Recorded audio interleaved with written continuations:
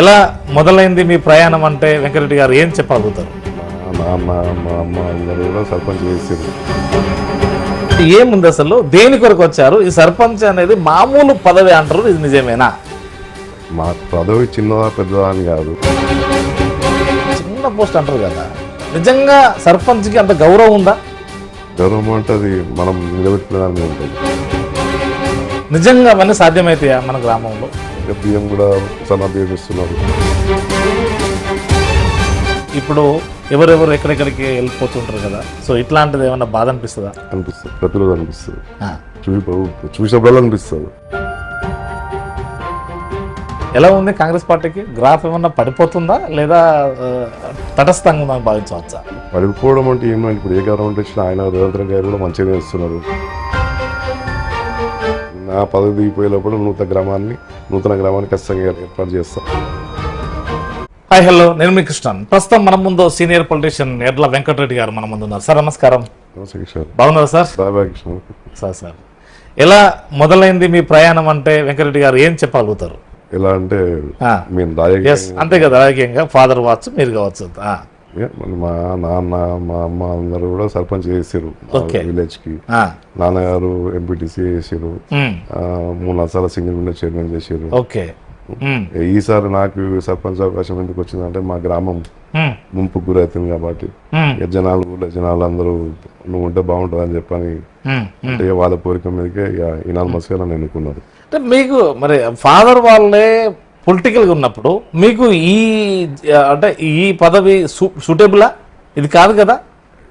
అంటే యాక్చువల్గా నాన్న ఏంటంటే పెద్ద పదవులు చేసింది కదా, మరి మీరు కూడా ఇప్పుడు వాళ్ళ తనయుడు ఇంకా పెద్దదానికి పోవాలి కదా. ఈ గ్రామం కూడా న్యాయం జరగాలి కదా, గ్రామం సమస్య పెద్ద ఉంది కదా, దాని గురించి. గ్రామ సమస్య ఏముంది అసలు, దేని కొరకు వచ్చారు? ఈ సర్పంచ్ అనేది మామూలు పదవి అంటారు, ఇది నిజమేనా? మా పదవి చిన్నదా పెద్దదా అని కాదు, విషయం ఏంటంటే మా గ్రామం తిమ్మాపురం వచ్చేసి కాళేశ్వరం ప్రాజెక్ట్ లో భాగంగా మన బసాపురం ప్రాజెక్ట్ లో మునిగిపోతున్నది, అది ముప్పు గురవుతున్నది. అది ఇప్పుడు స్టార్ట్ అయ్యి కూడా 2007 లో స్టార్ట్ అయింది.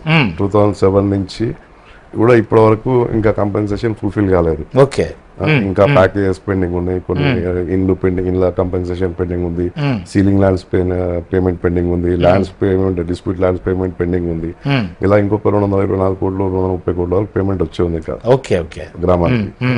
అదే కొద్దిగా విద్యావంతులు తెలిసిన వాళ్ళు ఉంటే బాగుంటుంది ఉద్దేశంతో ఊళ్ళో కోరిక మేరకు ఏం చదువుకున్నారు సార్ మీరు? నేను ఇంటర్మీడియట్. ఎందుకు ఇంకా పై చదువులకు వెళ్ళలేకపోయారు?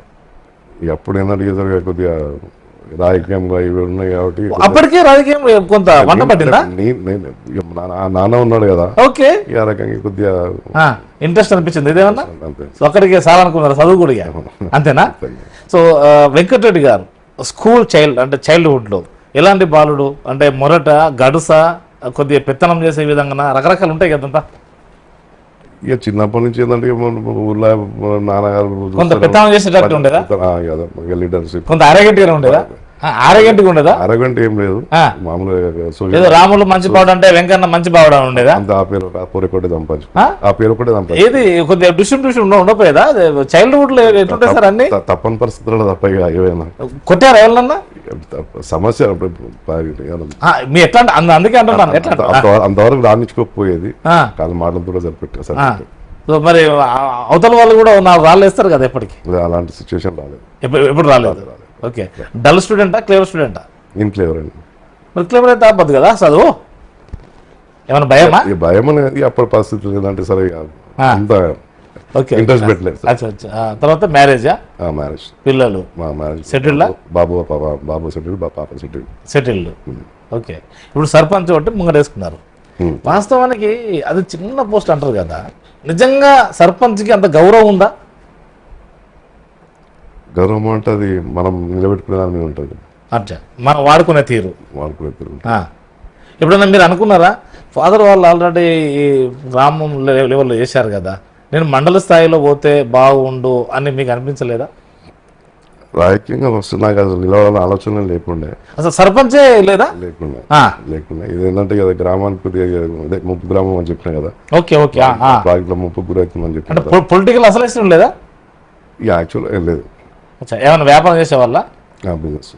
ఎట్లాంటిది? నేను స్టోన్ ఎక్స్పోర్ట్స్ ఉన్నది, అచ్చా. మేజర్ స్టోన్ ఎక్స్పోర్ట్స్ మేమే ఓకే. అంటే వెంకటరెడ్డి గారు బిజినెస్ లో దిట్ట అని అనుకోవచ్చా? అనుకోవచ్చు. ఏమేమి చేస్తారు దిట్ట అంటే నా అలాంటి ఎంతో మంది ఉన్నది, అలా నేను ఒక్కని అనుకోరాదు. ఈ ఏరియాలో? అవునా కదా.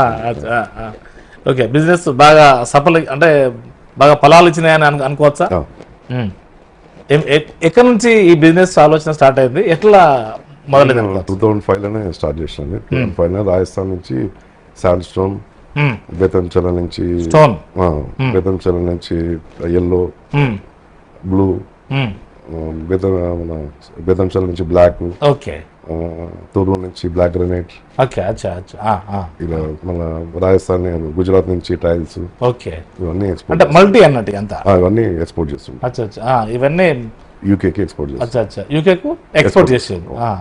లాభసాటిగా ఉండదు. అంటే ఏదో డైరెక్ట్ గానో ఇండైరెక్ట్ గానో ఎంతమందికి ఎంప్లాయీస్ తో? దగ్గర 300 నుంచి 400 మంది పనిచేస్తారండి. అమ్మో, గట్టిగానే. 300 మందికి ఎంప్లాయీస్. ఇప్పుడు కూడా స్టిల్ అదే కంటిన్యూస్ వర్క్ అనుకోవచ్చా? ఏదైనా నష్టాలు ఉంటాయి ఇందులో? నష్టాలంటే కొద్దిగా చైనాతోటి రేట్స్ ఫ్లక్చువేట్ అవుతుంటాయి అప్పుడప్పుడు. ఓకే. అప్పుడు ఒక 6 months 1 year ఆగాల్సి ఉంటుంది. అంతే అంతే. సో ఎప్పటికైతే కొంత పర్ఫెక్ట్ గానే ఉంటది, లాభాలు ఉంటదని భావించవచ్చు. అంతే, నష్టం అయితే ఉండదు. లాభం రాకుండా మంచి కానీ అచ్చా, నా నష్టం అయితే ఉండదు. అచ్చా అచ్చా. ఇప్పుడు సార్ ఏదన్నా బిజినెస్ చేయాలంటే ఒక వాళ్ళకి ఎలాంటి సలహా ఇస్తారు మీరు? సలహా ఏముంది, ఎవరికి అంటే ఒక నమ్మకం లేదా వాళ్ళ కెరేజ్, అంటే వాళ్ళు ఎలా స్టార్ట్ చేయాలి? ట్రస్ట్ లేదు, బిజినెస్ లేదు. అచ్చా, నమ్మకం ఉంటేనే బిజినెస్ కదా, నమ్మకం లేకపోతే బిజినెస్ లేదు. అవును. ఇక నమ్మకం లేదనుకోండి, ఇప్పుడు బిజినెస్ దిగినప్పుడు ఏంటంటే నమ్మలేదు అనుకోండి, 5 నష్టపోతారు, మనం నష్టపోతాం. ఇంకోటి ఏంటంటే అందరు సక్సెస్ కారు కదా, అంటే వాళ్ళు ఎంచుకున్న అని బట్టి ఉంటుంది. ఏదైనా ఒక మినిమం అట్లీస్ట్ ఏదైనా ఒకటి చేయాలనుకుంటే మినిమం 1-2 years అయినా స్టడీ చేయాలి, అవగాహన చేసుకోవాలి. మినిమం 1-2 years అయినా స్టడీ చేసి ముందుకు పోతే బాగుంటుంది. సో పెట్టుబడి లేని బిజినెస్ ఏదన్నా ఉంటుందా? పెట్టుబడి లేని బిజినెస్ అంటూ ఏముండదు సార్. అంతా అంటే ప్రతిదీ కూడా పోటీతత్వం అయిపోయింది కదా, అన్ని ప్రతి వాటిలో కాంపిటీషన్ ఉంది, అయినా ఎదుర్కొంటున్నాను అనుకోవచ్చు. మీకు ట్రైనింగ్ ఇచ్చారు సార్, గ్రామానికి వస్తే చాలా విషయాలు చెప్పారు మీకు. నిజంగా అవన్నీ సాధ్యమైతాయా మన గ్రామంలో? ఏమని చెప్పండి. ట్రైనింగ్లో చాలా విషయాలు చెప్పారు కదా, ప్రభుత్వము అంటే సరే పొలాలు కావచ్చు, రకరకాలు కావచ్చు, ప్రభుత్వ సపోర్ట్ కావచ్చు, ఇవన్నీ నిజంగా గ్రామ ప్రజలకు మనం సహకారం చేయవచ్చునా? యాజ్ ఒక సర్పంచ్గా చేయొచ్చు. ఏం చేయవచ్చు? ఇప్పుడు సర్పంచ్ బాధ్యత ఏంటంటే ఒకటి, ఊళ్ళో ప్రతి ఒక్కరికి గవర్నమెంట్కి అంటే మౌలిక సదుపాయాలు గవర్నమెంట్ నుంచి వచ్చే ప్రజలందరికీ చేకూర్చాలా, గ్రామాన్ని మౌలిక సదుపాయాలు కావాలి. మౌలిక సదుపాయాలు అంటే అవి కూడా మాకు లేవు. అంతే. మా గ్రామానికి మౌలిక నూతనంగా ఏవి కూడా చేయడానికి లేదు. అంతే. ఉన్న వాటిని ఎందుకంటే ఫండ్ రాదు కాబట్టి, ఫండ్ ఎందుకంటే మునిగిపోతుంది కాబట్టి ఏంటంటే నూతన న్యూ వర్క్స్ అయితే ఏం లేవు. ఉన్న పాత డ్రైన్స్, పాత water system okay, drainage system okay, అంతవరకు అయితే ఏం ఇబ్బంది లేకుండా నడుస్తున్నాం. ఇక పెన్షన్లు అనుకోండి పాత గవర్నమెంట్ లేదు, ఇప్పుడు కొత్త గవర్నమెంట్ ఇస్తున్నారు కాబట్టి అదొకటి మంచి జరుగుతుంది అనుకుంటున్నాను. ఇక బియ్యం కూడా సన్న బియ్యం ఇస్తున్నారు, అది బాగానే ఉంది. ఓకే. ఏ పార్టీ ఇప్పుడు మీరు ప్రస్తుతం? నేను కాంగ్రెస్ లో. టీడీపీ కదా అప్పుడు? టీడీపీ లేదు కదా. ఏమన్నా కొంతకాలం ఏమన్నా బీఆర్ఎస్ లో ఉన్నారా? బీఆర్ఎస్ ఏమేమి చేశారు అప్పుడు? అందులో నేను అప్పుడు ఏదన్నా పార్టీ కార్యక్రమాలు ఏమైనా పదవి ఇచ్చిందా? అట్లాంటి ఏం లేదా? తెలంగాణ ఉద్యమంలో తమ పాత్ర ఉందా? ఈ పాత్ర అంటే 2-3 సార్లు అటెండ్ అయినాను, అంతే తప్ప ఏం లేదు. మీ గ్రామాన్ని చూస్తుంటే ఏ రోజున్నా కానీ బాధ అనిపిస్తుందా? ఒక ముంపు గ్రామానికి అందులో అంటే మన ల్యాండ్ పోయింది, సర్వస్వం పోయింది, అందరికి ఒక కేర్ ఆఫ్ ఒక అడ్రస్ అనేది ప్రతిదీ ఉండేది. ఇప్పుడు ఎవరెవరు ఎక్కడెక్కడికి వెళ్ళిపోతుంటారు కదా, సో ఇట్లాంటిది ఏమన్నా బాధ అనిపిస్తుందా? అనిపిస్తుంది, ప్రతిరోజు అనిపిస్తుంది, చూసినప్పుడు అనిపిస్తుంది. ఎందుకంటే అంటే ఇప్పుడు మా ఒక 3-4 తరాలు ఉంటాయి అక్కడ. ఇప్పుడు నేను 48 years, అంటే నేను నాకు తెలిసి 5 years 43 years నుంచి చూసిన ఊరు అంటే మనకు గుర్తులే అనుకో, ఊర్లో జ్ఞాపకాలు అనుకో, అన్ని రూపుమారిపోతాయి కదా, అంతే అన్ని నీటిలో మునిగిపోతున్నాయి. ఇక మీరు అన్నట్టు ఇక జనాలు అయితే ఊరుకోరు పుట్టకూరు ఆధార్ కార్డ్ అంతా దాదాపు చెల్లాచెదురు అయిపోయారు. ఏదన్నా ఒక పాట అప్పుడప్పుడు అంటే ఎక్కడో పుట్టి ఎక్కడో పోతున్నావు, ఎక్కడో అదే పరిస్థితి జరిగింది. పుట్టిందో కాడ చనిపోయేదో కాడ ఎవరికి తెలియదు. సంబంధాలన్నీ మొత్తము బాహ్యంగా అంత బ్రేక్ అయిపోయినాయి. కూడా జనాలు మెయిన్ ఏంటంటే ఇప్పుడు మనం సర్వస్వం కోల్పోతున్నందుకు మనకు డబ్బులు వస్తున్నాయి. యాక్చువల్గా వాళ్ళకి సరే ఒక ఇల్లు ఉంది అనుకోండి, కార్యక్రమం పొలం ఉంది అనుకోండి, 15 లక్షలు వచ్చినాయి, ఇల్లుకో 10 లక్షలు వస్తే 20 లక్షలు, 20 లక్షలలో ఆయన సర్వస్వం ఉన్నది ఇప్పుడు, అది తప్ప వేరేం లేదు. 20 లక్షలు ఆయన అకౌంట్ ఉంటాయి. ఇప్పుడు ఏం చేయాలో అర్థమవుతలేదు. ఆ 25 లక్షలు బయటికి పట్టుకపోదాం అంటే ఎంత వస్తుంది? ఏం రాదు. పట్టుకో ఇప్పుడు అలా ప్లాట్ ఇచ్చారు, ఆ కంపెన్సేషన్ ఒకసారి వస్తుంది కట్టుకునే దగ్గర సెటిల్ అవుదామంటే అది ప్లాట్ వచ్చింది, కంపెన్సేషన్ రాలే, అది ఏదో ఒక సమస్య అవుతుంది. ఇది ఒక సమస్య కంటిన్యూ నడుస్తుంది అనుకో. చాలా అంటే మీకే కాదు, అందులో ఉన్న ప్రతి వారికి సఫర్ అవుతూనే ఉంటారు. అందరూ బాధపడాల్సిందే కదా, ప్రతి ఒక్కరు బాధపడుతున్నారు, ప్రతి ఒక్కరికి ఆ కళ్ళ నీళ్ళు వస్తాయి. 2-3 చనిపోయారు కూడా. సార్ ఇంకోటి, ఇది ఎందుకు ఇంత నానబెట్టడం ఎందుకు 2017 నుండి ఇప్పటి దాకా? అసలు ఏంటి అధికారుల జాప్యము? ఏ ప్రభుత్వమైనా కానీ రైతులకు ఇవ్వద్దని మాత్రం అనదు కదా. అంటే అధికారుల జాప్యం కూడా ఇలా ఎక్కువ ఇమిడి ఉన్నదని భావించవచ్చా? యాక్చువల్గా వైఎస్ రాజశేఖర రెడ్డి గారు ఏమో 0.8 TMCకి స్టార్ట్ చేశారు అప్పుడు. అంటే అప్పుడు మీకు 2007 అప్పుడు మా గ్రామం ముంపు గురి కాదు, లేదు అప్పుడు ముంపు గురి కాదు. దాని తర్వాత 0.8 నుంచి ఇప్పుడు ప్రజెంట్ వచ్చేసి 11.4 TMCకి చేశారు. అబ్బా ఓకే. ఇక 0.8 ఎక్కడ 11 TMC ఎక్కడ, అంతే. ఇక గవర్నమెంట్ మారినప్పుడల్లా ఒక చేంజ్ చేసుకుంటూ రకంగా వచ్చి ఇప్పుడు 11.4 కాడ ఆగింది. ఇప్పుడు 11.4 కాడ ఆగింది. దాదాపు కట్ట ప్రాజెక్ట్ పని 90% కంప్లీట్ అయిపోయింది. ఇప్పుడు 1000 కోట్ల ప్రాజెక్టు, అవును 1000 కోట్ల ప్రాజెక్టులో ఖాళీ మా ఊరికి 300-400 కోట్లు, 220 కోట్లు ఇస్తే అన్ని రకాలుగా మా ఊరికి విలేజ్ ఫుల్ ఫ్లెజ్ అవుతుంది.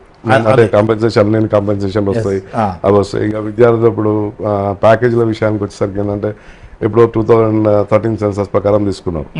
ఇప్పుడు 2017 నుంచి ఇప్పుడు 2026 లో ఉన్నాం. అంటే ఈ ప్రాజెక్ట్ స్టార్ట్ అయిన పుట్టిన పిల్లగాడే ఇప్పుడు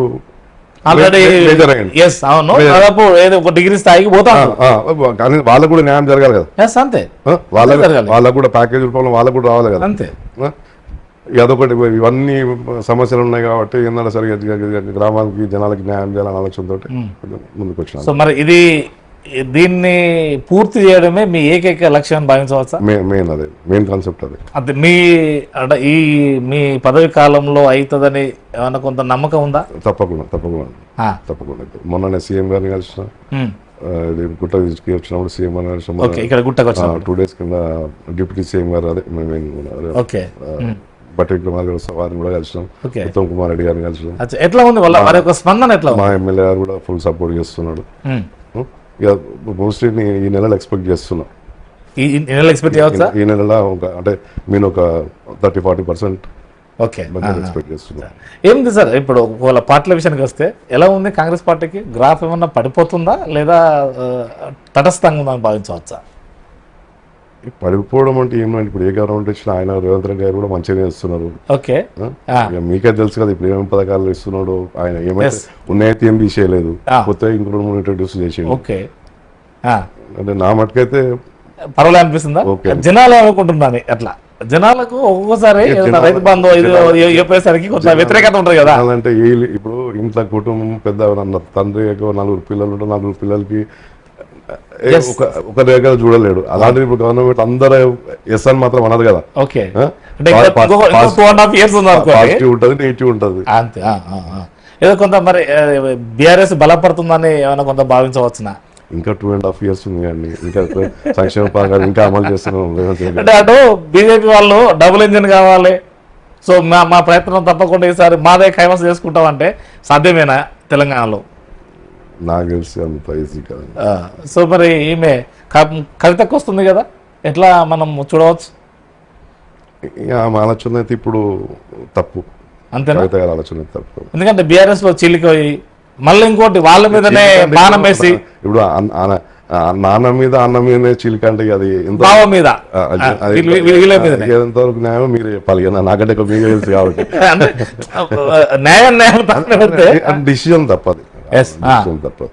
అంటే మరి ఆమెకు సరైన గౌరవం ఇవ్వలేదన్నా, లేకపోతే తెలంగాణ నిజంగానే దీనస్థితిలోకి పోయింది, వీళ్ళంతా ఆస్తి అంతా కొల్లగొట్టారు అనేది ఆమె ఒక ప్రధాన ఆరోపణ. నాకు తెలిసి అది వాళ్ళ ఇంటర్నల్ ఇష్యూ అనుకుంటున్నాను. చూద్దాం, అది కాలం నిర్ణయిస్తుంది అనుకోండి. సో ఎట్లుంటా అనుకోవచ్చు రాబో కాలంలో మళ్ళీ కాంగ్రెస్ కైవసం చేసుకునే అవకాశం కొంత విశ్వాసంగా ఉన్నారని భావించవచ్చునా? తప్పకుండా తప్పకుండా. ఎట్లా మీరు కాంగ్రెస్ కాబట్టి కాంగ్రెస్ అంటారు, ఏముంది ఇక్కడ మీ ఎమ్మెల్యే గారు ఎట్లా మన సహకారం ఎట్లుంది అనుకోవచ్చు? 100% మిగతా అధికారుల సహకారం, మిగతా అంటే అధికారుల సహకారం కానీ అందరూ బాగుంది. సో ఇది ఏకైక లక్ష్యం, మీ గ్రామానికి పూర్తి స్థాయిలో కంపన్సేషన్ అనేది ఏకైక లక్ష్యం అనుకోవాలి. కంపెన్సేషన్ ఒకటి, ప్యాకేజెస్ ఒకటి, ప్యాకేజెస్ ప్లస్ ఆ ఊర్లో మెయిన్ అంటే ఊరు వదిలిపోయి వలస కార్మికులు ఉన్నారు కదా, వాళ్ళకు 60-70 ఫ్యామిలీలు ఉంటారు, వాళ్ళకు కూడా ఒక ప్లాట్ ఒకటి, ప్యాకేజ్ ఒకటి ఇప్పించాలని. ఇక ఇండ్ల పైసలు ఒక 79 కోట్లు వచ్చే ఉంది. మౌలిక వసతులకు 45 కోట్లు వచ్చే ఉంది. ఇంకా ల్యాండ్ పైసలు ఇంకా 100 కోట్ల వరకు కదా పెండింగ్ ఉంది. ఇవన్నీ తీసుకొచ్చి అందరికి న్యాయం చేయాలన్నది నా ఏకైక లక్ష్యం అనుకున్నా, ప్రధాన లక్ష్యం. ఓకే, అందుకే ఏకగ్రీవం అంతేనా? ఏకగ్రీవం చేసిన ప్రజలకు నమ్మకంతో నన్ను ఏకగ్రీవం చేసిన వాటికి వాళ్ళకు కూడా న్యాయం చేయాలి కదా. ఎస్, అవును. మిమ్మల్ని ఏకగ్రీవం చేసిన మీ ప్రజలకు పూర్తి విశ్వాసంగా ఏమి భరోసా ఇస్తున్నారు? 100% ఫుల్ఫిల్ చేస్తారు. ఇదే యూత్కి ఎలాంటి సలహా ఇస్తారు? ఒక మాట చెప్పాలంటే యూత్ కంటే యాక్చువల్ ఏంటంటే